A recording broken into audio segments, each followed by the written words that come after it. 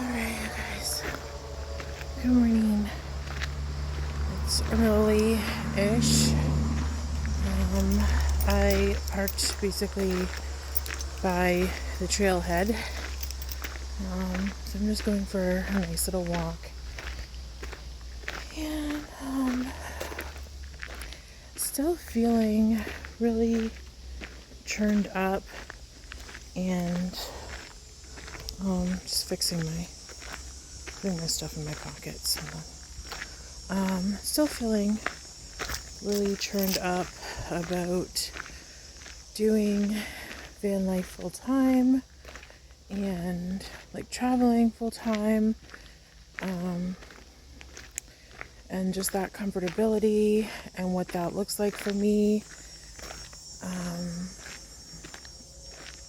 I've said like on social that I can't actually travel for another full time for another year and a half because of family commitments. And so this is me practicing, one, the lifestyle, two, like my systems and my setup and my comforts and things that I need, but also kind of practicing letting go of things that are at home. So like I said, I'm traveling. The idea, the intention, the hope was, not the intention, the hope was to get in my car and just drive as far as I wanted and then stop and travel and sleep and all that sort of stuff. But just my anxiety was so overwhelming that it became a win to just go overnight. So I decided to go somewhere close by so that I could say I did it. It was just, the win became following through on what I set to do. So I did that. Well, that's awesome. I just have a really hard time shutting off mom, shutting off wifey. And so navigating that is interesting. I have very supportive family. They're like, no, just go. We'll be fine. I'm like, will you though? Will you? Yes. It's not the end of the world. But also, I do leave a bit of a gap when I'm not there. And so, navigating those feelings of leaving things unfinished. I know it sounds so silly, but it's real feelings that I have to navigate. It's real situations that I have to navigate. And so that's just what it is. I can pretend that it doesn't exist for me, but that wouldn't be accurate, and I would still retain those feelings and emotions in my body. So I have to acknowledge them and do what I can to process them, which is quite interesting. Also, I've been feeling really churned up because I am so super grateful for my car. There was a few years ago, I've shared a little bit that like I had some agoraphobia and I couldn't leave my house.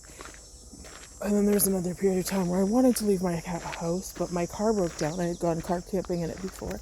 Oh, let me show you. So that's a trail I'm on. It's like an ATV trail. It goes really far back and it connects to, there's actually a little river running through here. And around this way, connects to farmers' fields is what I'm trying to say. I think I'm going to go through the open area today, get some sunshine. I've already been out for a walk, but this is what I like to do. So what was I saying? So 1 year I had agoraphobia and couldn't really leave the house. The year previous to that, I'd been out in my Suzuki Grand Vitara. Super loved that little car. She had fairly high clearance for such a little thing. She was 4-wheel drive or whatever. She was great in the winter time. Although I didn't winter camp in her, I just winter drove. But she's reliable until she wasn't.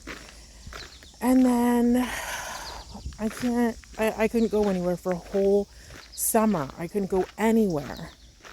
And that really fed into this like choking feeling of like being locked in. And trust me, okay, so here's the thing with agoraphobia. It's not just because I want to stay home. It's because I have no choice. Like I have to stay home, even though it like chokes me and makes me feel like I'm just walking over the water. It chokes me and makes me feel like claustrophobic. So it's a very not nice feeling, but it's also weird because it's also like cozy and comfortable because I don't want to leave it. So bizarre. Yeah, mental health. I'm going to show you this because we have had so much dry weather, like no rain, and we are like for our rain. So normally this is like full water running through, like turtles, frogs, you can see fish in here, and now it's legit nothing. So everywhere is fire bans, no fires at all because we have no water. You can still hear the frogs though. Listen to that.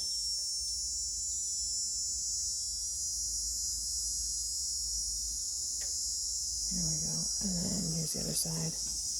It normally runs right through all the way along. So this is like a quarter of what it normally is. Normally it's right up like, I don't know, 2 to 3 feet deep, and it's just nothing right now. So anyways, yeah, super grateful for the vehicle I am using for the family. Okay. There's another trail that goes off going down there because I don't want to get ticks and I don't feel like it. So I go to the more open area, which there's trails all the way back here. I mean, you could walk through 3 hours and still not get through all the trails. So anyways, super grateful.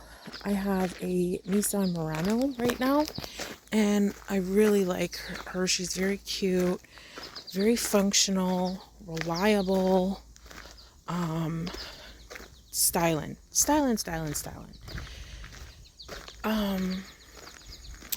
But she's a family vehicle, so I can't just set her up. Another bridge. I can't just set her up and head out on the road. Whatever I put in, I have to be able to take out. And that takes physical energy, that takes emotional energy. It's exhaustive right now. So that all feeds into everything. If you can't tell, I'm like all in the fields right now, processing the fields. I'm hoping that means I'm coming through some breakthrough, coming to and through a breakthrough. But it is what it is right now. It is what it is right now. Next phase thing that's in my mind that I'm working through is I am like really just in the vibes manifesting this beautiful rig that I want. I mentioned it in my first video. It's 44 grand. I'm 44. Is that a sign? I'm taking it as a sign, okay? But I don't have 44 grand to drop on a rig right now. But in my manifested brain, I do. So, yeah, I would love to go and pick that up. She's perfect, has everything I want and need. I just have to like throw in my something's moving in there. Put my blankets in and hit the road. And what I love about it is I can stand up in it. She's cute, she's comfortable, I can take her anywhere. She's only 22 feet. And I could do wintertime if I wanted. My dogs can come and I can set it up and she'll be ready with all of my stuff all the time. So I feel like I'm ready for that. And I've done so much research, so I know what to do. It's just being a matter of putting what I research and what I know to do into practice. So that's where we are. I am just open to receiving my favorite rig. Of course, I realize, like, logically that sometimes things happen and I don't always get exactly what I want, but I do get what I need. So that is what we are working with and through today. Anyways, it's beautiful in Ontario, Canada. I'll show you like all the wild walking down the trail. All the flowers. So this is what we call Queen Anne's lace. Some people are allergic to it. I'm not really allergic to much. And then those little hot dogs over there are called like pussy willows.